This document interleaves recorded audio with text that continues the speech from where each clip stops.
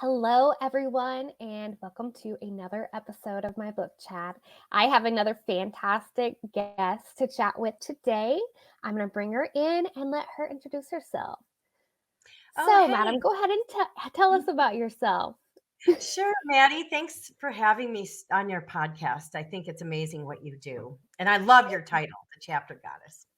Thank Um, you. my name is Marni Foderaro, and I am an author of the award winning spiritual fiction, God Came to My Garage Sale.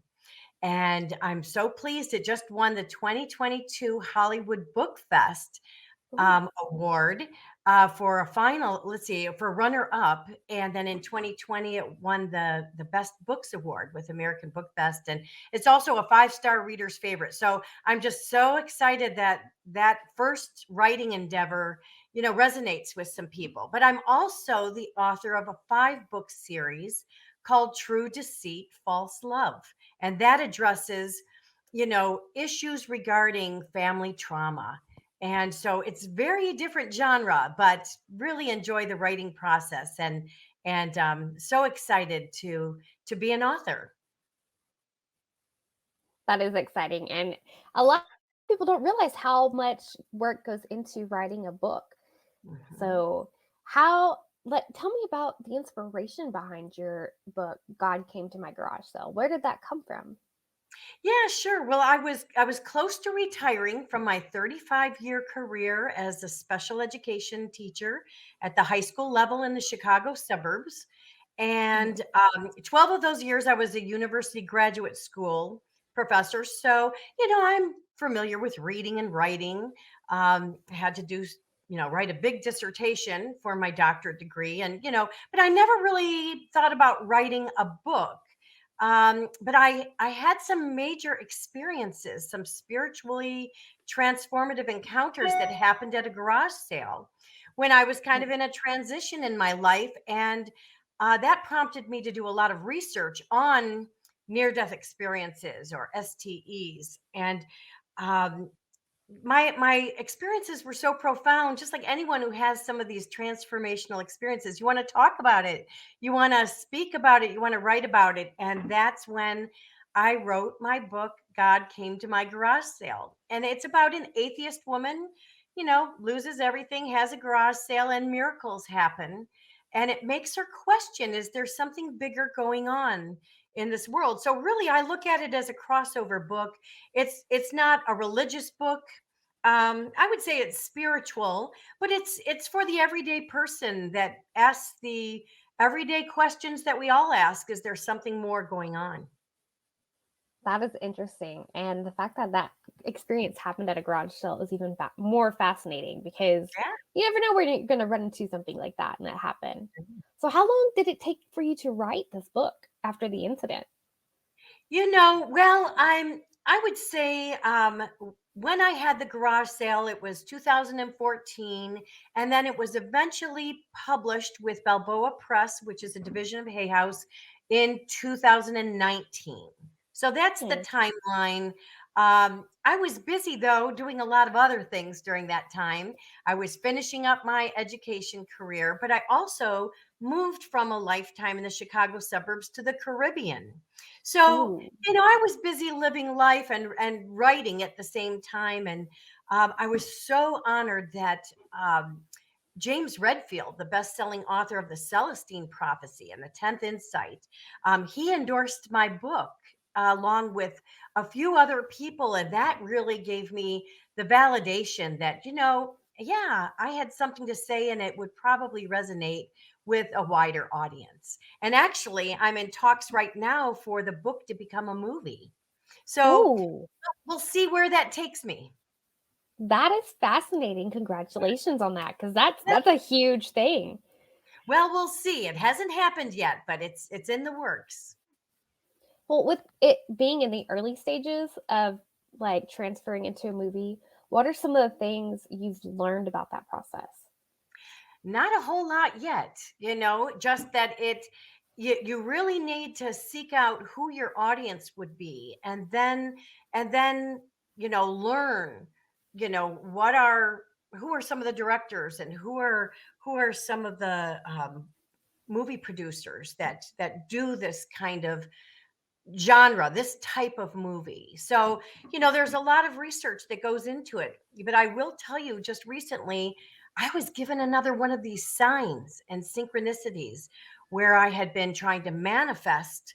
Um, I would like this book to become a movie. And lots of times when I'm manifesting and I'm living in gratitude and I'm asking God for, something specific, I'm floating in the ocean, just really immersed in nature. And I had a pretty cool experience meeting someone who gave me some direction on the next step to take. So I don't want to give away too much because it hasn't unfolded yet.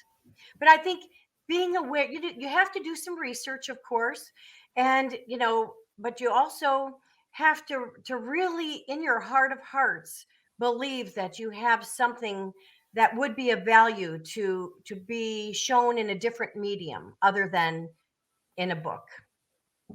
Nice.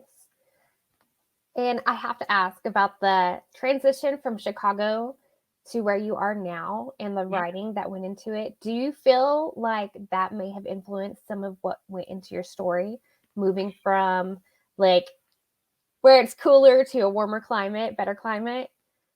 Well, not so much with the first book, God Came to My Garage Sale, because I pretty much had that finished before I moved to the Caribbean. But since I've been in the Caribbean 3 years, I have put out a 5 book series called True Deceit, False Love. And so obviously, I have found healing and inspiration, in my new locale. I absolutely love living here. Although I have to say, I spent a lifetime in the Chicago suburbs and I loved living there too. I think that I am just a person who can find happiness and beauty and wonder wherever I land. So it's just really kind of nice in this phase of my life in retirement, to be able to go to the ocean whenever I want and to live in the rainforest and explore the wonder of nature. That sounds wonderful. Just this description. I love being in nature myself. It's not quite the same because I'm in Oklahoma, so it's like Mhm. foresty kind of stuff. And Yeah. right now, it's still extremely hot. But being out in nature is just so refreshing. Do you find that it helps and boost your creativity? Oh, yes. Yeah.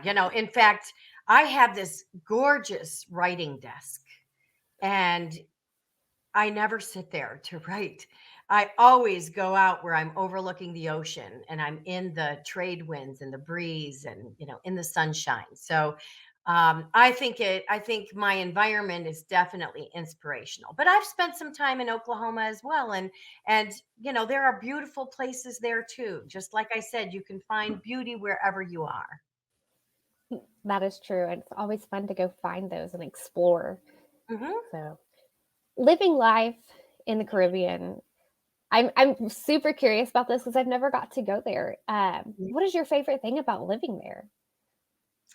I would just say the ocean, probably. That Mhm. is the most favorite because really I'm in St. Croix in the US Virgin Islands and Yeah. it's the biggest of the 3 Virgin Islands in the United States, but it is the smallest as far as population and it's sort of out of the traditional Caribbean kind of, trajectory. And Mhm. so there are beaches everywhere. Wherever you go, you're really just 5 minutes away. And I haven't been to all of them either. It's just so much fun to explore. And I'm a fan of snorkeling. So more Ooh. so than being on a boat on top of the water. I like to be in the water because of the wide array of things that I've seen. Of course, there's always turtles, where our island is known for turtles. I've seen many rays and seahorses and um, just a variety of Caribbean fish. And it's always exciting. There's always something new to explore. And I actually have Okay. swam with sharks as well. So, you know, Ooh, yeah, yeah. So it's just exciting and fun. that sounds like it. And I have to ask, as any person, we all deal with struggles like regarding mental health and everything. What do you do for self-care there?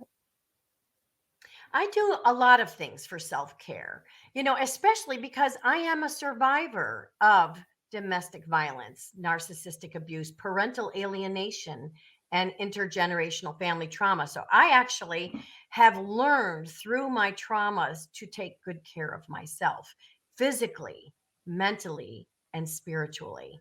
So, to be specific, I wake up with an attitude of gratitude, saying affirmations, just being thankful for the many blessings that I have been given, focusing on the positives, not ignoring the negatives. The negatives, you have to acknowledge the pain and trauma that you've been through, the significant losses that are a result of your life journey and sometimes your own choices. But I don't stay in victimhood. I stay in, a feeling of gratitude, and I am engulfed with the message that love is the highest vibration, and that honesty and truth prevails, and that eventually, you know, goodness does, and that can bring you peace and happiness. So I wake up that way. I make sure I put nutritious food in my body. I am fortunate to be able to have a hydroponics farm, an extensive organic garden. So, really, I am eating farm to table all the time. Nice. And because I'm on an island, I basically just go to the farmers markets, which are every week, because our 4 seasons are summer, summer, summer, and summer. And so we have farmers markets all the time. And so like, for example, I don't even think in my lifetime in the Chicago suburbs, I ate okra. And, I only ate pumpkin when it was seasonal, Mhm. October, November. Now that is a kind of a year-round staple for me, and something I can grow. So we have beautiful on our property. I live on many acres in the rainforest, and we have many fruit trees and avocados and Ooh. mango trees, lots of passion fruit. In fact, I need to start looking up recipes of other things besides juice to do with passion fruit because I have so much of it. But so I take care of myself nutritionally. I make sure I sleep. It gets darker here earlier than in the States. And it's just so wonderful to just, curl up and get comfortable. And, wherever I am resting, I have a beautiful view of the ocean and of the sunrises and the sunsets and the rainbows that happen almost every day. So that's pretty cool. So I get enough sleep, and then just spiritually, I take time to do yoga, to meditate, to just spend time reflecting while I'm staring off into the rainforest or something. So I think part of my good fortune is that I am retired from my regular day job. I don't set an alarm anymore, but I did for most of my life.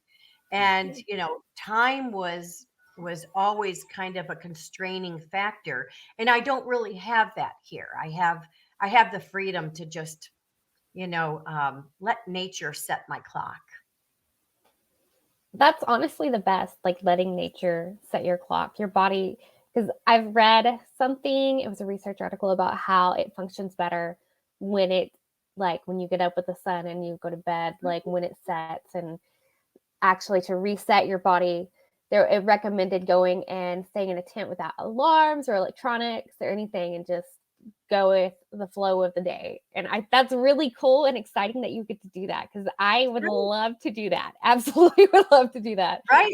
And I really am thankful for that. But I think part of why I am doing so well and I'm continuing to be happy, and I think it's because I've addressed so much of the family issues and the Mm. losses that I've experienced. And I've gotten to a place of just forgiveness, and I have moved on. Even though some other people might not have, I have moved on. I've set some very healthy boundaries for myself, but I've dealt with a lot of the trauma and a lot of trying to work through and understand what you've been through is to do the intergenerational family deep dive look into your own past, your family Mhm. of origin. What are things that, were foundations that added to the patterns that might have contributed to your situation? You certainly can't take responsibility for what abusers will do. That's all on them, Yep. but we can control how we respond in situations, and then we can do the inner work to kind of see what makes us a target for abuse, or what makes us put up with being treated poorly for so long. Mhm. How is it that we ignore red flags? And so many of us ignore red flags in our lives. We don't follow our gut intuition to make a change or to go for something. We just kind of question ourselves. We might have been gaslit to question ourselves, or we just might not feel capable or able or worthy or whatever it is that's holding us back from pursuing our dreams. I have learned to kind of push through that and really try to realize, my dreams, and to self actualize. And I think acknowledging what you've been through is good, researching, but in my case, writing has just been, you know what has really helped me turn a corner. And the writing and the speaking, people seem to want to talk about, these candid conversations on real life issues, whether it's Mhm. writing, whether it's spirituality, whether it's overcoming family traumas, because probably everyone has some sort of family trauma in their life. I'm even getting to the point where I'm about ready to focus on some other literary endeavors. Like, I do have the sixth book in the True Deceit False Love series almost done. That'll Mhm. come out next year. But I have so many other things I want to write about. And so I'm going to pursue in the new year a different path. Nice. That is exciting, and it's really crazy how all these ideas just seem to start flowing once you get in that zone, and just the ideas don't stop. I have a, like, journal that I try to keep all the ideas down in. It's really hard to, Hmm. like, sit down and focus on writing one for me because I want it, like, my brain wants to go to this one. So I've learned, Right, like, you have to almost, like, prioritize, like, "Okay, let's finish this first before we move on to this." I know right, brain, we're right. trying to, like, hyper focus on this, but and I have to Sometimes ask. sometimes you need to be structured. Sometimes you do Yes. need to put some organization into what you're doing. But there is something to say about letting all these ideas flow and come in and out of your consciousness. And I think when the time is right, you end up tackling a project that is meant to be tackled.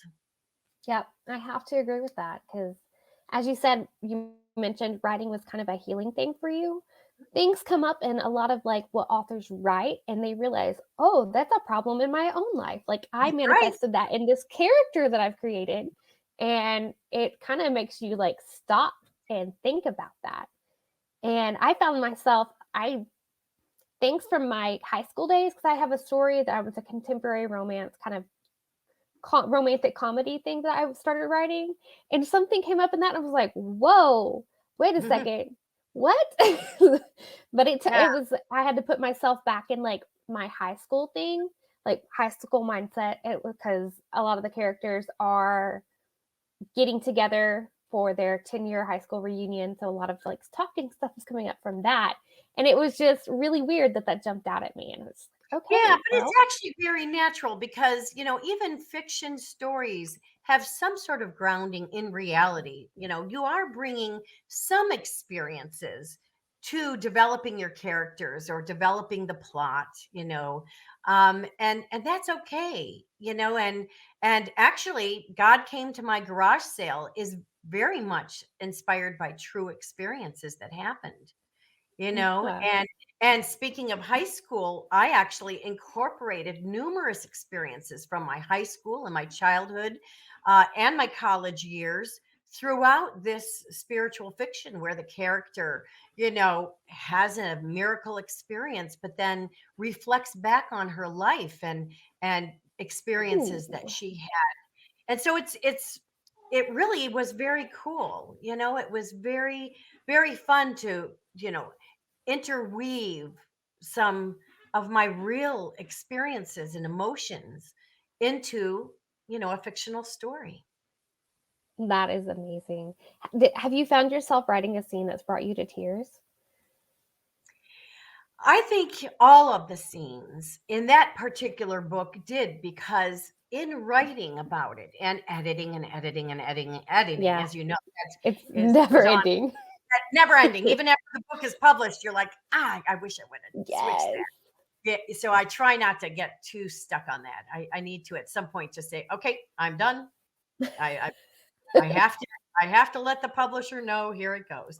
But I would say I probably got emotional with every single of the 13 vignettes that I wrote about in God Came to My Garage Sale, because the experiences I had were so profound and life changing that it kind of brought me back to, the moments that I encountered some of these things. So yeah, I'm someone who is emotional in that I'm filled with love and I'm filled with connection. I'm a very authentic individual. So, yeah, the emotions are there probably with every one of the chapters. That is awesome. I love when authors can really feel their emotions pouring into their writing because it shows that they're tied into it more and that it's not just like a process. Because there are those books I've come across where you can just tell that the author was not into it, but they were writing it more so for the market or for the money. Right, And right. yeah, And as it we both know, there's no money in doing this, being true. you know, a self-published author, an indie author, you know, in my case, I'm not in it for the money at all. There is no money in it. In fact, there's investments that I put in, just to, publicize or, travel to a book signing or, reach out to various people and bookstores and that type of thing, which is just a passion. And I'm very happy to do that. So, but you can tell there are some authors that, just want to market their book in a certain way, because their goal is not really the passion of writing and getting a message out. Yes, I agree with that because yeah. I enjoy putting effort into my writing and making it the best. And like I feel those emotions and I love it. Like it's a part of why I love writing. So Yeah, yeah. it's wonderful.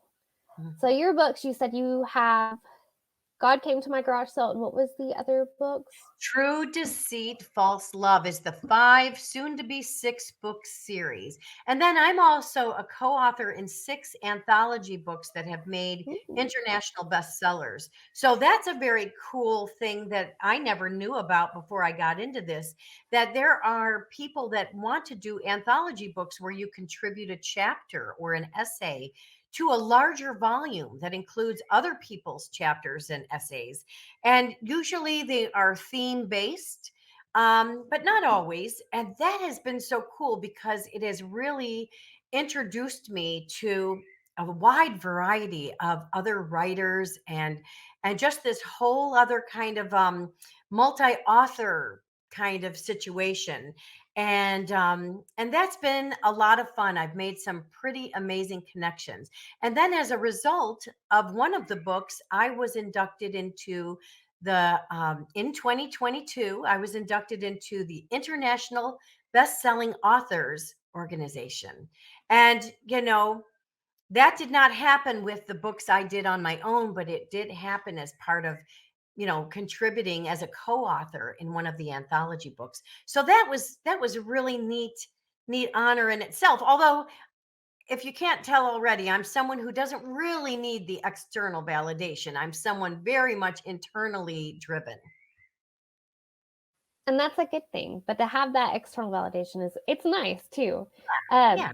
Comparing the writing for the anthology and your series, Mhm. let's talk about the differences there. What kind of differences did you find? Well, there's huge differences. When you contribute to an anthology, you're just contributing a chapter. So you are really kind of focusing as if you would for like one of the many magazine articles that I have contributed to, where you're given a theme, a topic, and you really kind of just write on that. And so that's very simple. You don't have to do any kind of promoting. I do a lot of my own editing, but some of the anthology organizers, they have their own editors that also, um, put their 2 cents in just to kind of make it all flow, which is fine. Um, so that's a whole different ball game than either of my other, personal writing endeavors. My 5 book series, I didn't really set out to write a 5 book series. I was just doing my own, kind of research work to figure out what is domestic violence. Okay, I don't have my adult children in my life. I know I didn't do anything to harm them. you know then I learned about parental alienation and how even adult children can align with an alienating parent based on a false narrative or whatever. Very, very malevolent, though, an intentional way to kind of destroy their ex by using the kids. But the research has really helped me come to terms with that and understand the bigger picture, and led to a lot of healing. I mean, of course, no wonderful father or wonderful mother wants to live life without their children, but understanding the dynamics, of a personality disordered individual who would go to such extremes to use the children, it then it kind of makes sense. Then you really can kind of understand, and it's happening to so many people around the world. I mean, this is a big issue, but it's not really talked about a lot.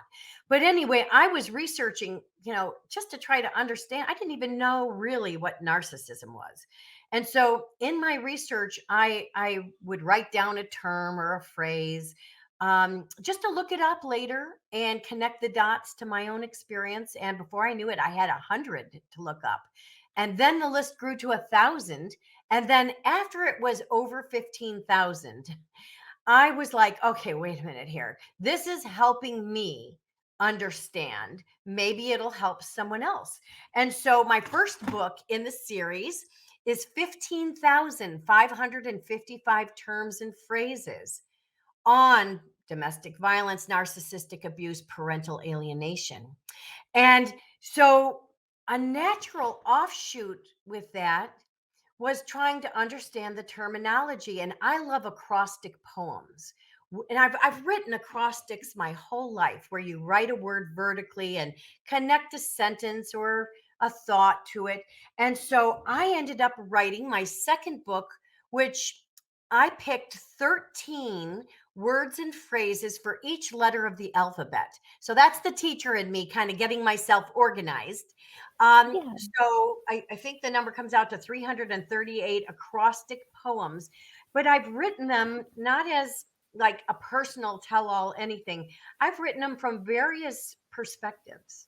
Um, Ooh, Even from an abuser's point of view, which, it's very hard to think like a criminal when you're not a criminal, but it's, being on the other receiving end of some very negative behaviors, you can kind of guess what they might be thinking or what their motives might be. So I wrote from that perspective, or from a victim, or from a survivor, or from a child, or a grandparent. I even wrote, about the relationship dynamics in work situations with a yeah. boss and employees, because there are toxic, Oh, champions. yeah. Oh yeah, yeah, there are. So that was a wonderful book and very, very well received. I have to say, I think that's one of my favorite books out of the 5 book series. And then the third book was a survivor's workbook using acrostic poetry. So if other people find that writing is healing for them, they can, you know, get very simple instructions on how to create acrostic poems themselves, so they can pick words that have meaning for them, Cool. and be able to kind of get the emotions out of their physical body and onto a page, which is very important. And the fourth book, I did some free verse poetry. I'll Ooh. I was in high school or in junior high when we had to do poetry, it was like, oh, I don't want to do poetry. That's too, Yes. I don't like it. I just remember those feelings. But it's really freeing to be able to write free verse where you don't have to um, be constrained with structure. You know, Yeah. I've always been amazed at the people that write haikus, even though most Yes. of Oh them my are nature, gosh. but so much information with so few syllables. It's just it's it's so interesting. And then my fifth book is actually a word search puzzle book because Ooh, I believe that words have the power to hurt people, of course, but words also have the power to heal. And they so do. this word search book, has different terminology Oh, and that's cool. And they're in yeah, different shapes. Ah, and different I love it. and, actually using another part of your brain when you're trying to deal with trauma, using some sort of creative release, like doing a word search puzzle, really provides, some freedom, some distraction from the heavy topics that you're dealing with. But at the same time, you're driven to kind of learn about what you've gone through. So the words in this book have a lot of related words to each of the topics, and that actually, this book actually just became a bestseller. That So is awesome. Congratulations. publisher just contacted me, I don't know, maybe a month ago and said it's a bestseller. So I was like, okay, wait a minute. I would not have expected that in a million years. But it just Yeah. goes to show you that, our writing can really resonate with other people and have an impact on them. So getting back to your question, you can see there's tremendous differences between anthology books and Yeah. and and my 5 book series, as well as my spiritual fiction, God Came to My Garage Sale. Yes. And it is always fascinating because you can share. I've always believed that it's easier to get messages across or to share information with fictional stories because you can Mhm. actually help Yes. people learn better because things stick better when it's like with a story. You're like, oh, hey, this is actually true. Wow, I remembered this because it was in such and such story. So, and Wow, it, you I, bring up a really good point with that. You really do. I'm so glad you said that because yeah. I look at my fictional book as kind of a crossover book Hmm. for people that, an audience that might not normally pick up a book on spirituality, or Yeah. they might not be interested in one person's true accounts of what they encountered, you know. Hmm. Um, so this fictional book, God Came to My Garage Sale, really can resonate with a variety of people. And I know I've been contacted and told that it is a book club favorite. So there are numerous Ooh, book clubs across the nation that have ordered 10, 15 copies, whatever. They're very reasonably priced. yay. They're small enough, that people don't get overwhelmed if they're in a book club. And it sort of opens up a lot of great talking points for people in a book club. So that's been pretty cool. And people have contacted me and asked me via Zoom, kind of like what we're doing here, to be part of their book club when they're having their final discussions. And so that's really neat to actually meet some of the people that are reading the book and they can ask me questions about it. So it's pretty neat. And I know the book is in many bookstores. I think it's in the works to be even in the airports. So Ooh, yeah. we'll see how that goes. I think that's a pretty big process in itself because sometimes there are chains and sometimes they are independently owned, and you know, um, but it's exciting. I still enjoy all the different things related to this book. That is awesome, and it's super exciting because bringing yourself joy with your writing is like the important part. Sorry, I have a cat that's trying to like It's okay. weave his way in He's through stuff, and I'm here. like, Yeah, oh, I am gosh, yep. definitely a cat lover. Oh, We have four, so one's name. that one is Pyre. He's our youngest. He's a little over a year old, he's the Oh, one that gets into everything. So yeah. Well, of half course, the time I come in here, he wants to know what you're up to. yes, oh my Yeah. gosh. He's actually ended up in the bathtub with my son once or twice because he's like, "What are you doing in there?" And I'm like, "No, Right, you don't need to get in the water." So right. he's a hoot. But I Yeah. love that your writing has influenced so many people, and it's telling stories and bringing people to healing light and everything. I love it. Well, we Yeah. have reached the end of our time, Yeah. so go ahead and tell our readers and viewers where they can find your awesome books. Okay, well, thanks. Well, I'm not on social media. I have a website, which is the title of the spiritual fiction. So, www.godcametomygarage sale.com. You can find out about the people that have endorsed all of my books. I have major endorsers, which is very cool. You can read about me. You can read about my events, book signings, speaking engagements, whatever. So that my website is a great place to check out me and my books. But the books can also be found on Amazon, Barnes and Noble, and then my publisher is Balboa Press, which is a division of Hay House. And those Hay House Oh, books are so awesome. They're spirituality, self-help. I've always been drawn to the Hay House publishing company. So just so honored to be part of them with all of my books. that is awesome. Well, thank you so much for being on the book chat today. Yeah, well, thank you so much, Maddie, for having me here on your podcast.